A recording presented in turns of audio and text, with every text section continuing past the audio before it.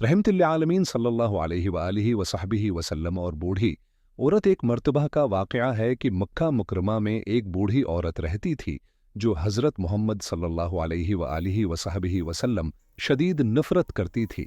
जब भी आप सल्लल्लाहु अलैहि वालिहि वसहबिहि वसल्लम रास्ते से गुजरते, वो आप पर कुचरा फेंक देती।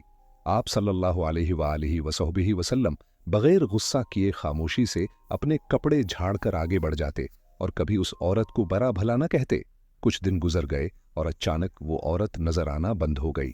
नबी करीम सल्लल्लाहु अलैहि वालिहि वसहबिहि वसल्लम को ये बात अजीब लगी। चुनांचे आप सल्लल्लाहु अलैहि वालिहि वसहबिहि वसल्लम ने इसके घर जाकर उसकी खैरियत मालूम की।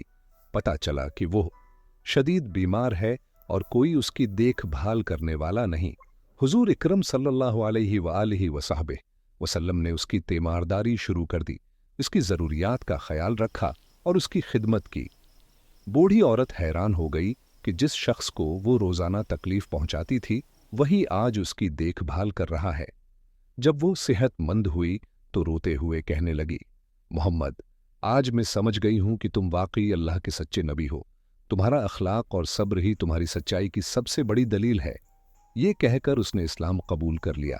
सबक ये वाक़या हमें सिखाता है कि नबी करीम सल्लल्लाहु अलैहि वालिहि वसहबिहि वसल्लम का अखलाक सबके लिए मिसाली था। आपने हमेशा सब्र, मोहब्बत और खिदमत को अपनाया, चाहे लोग आपके दुश्मन ही क्यों न हों।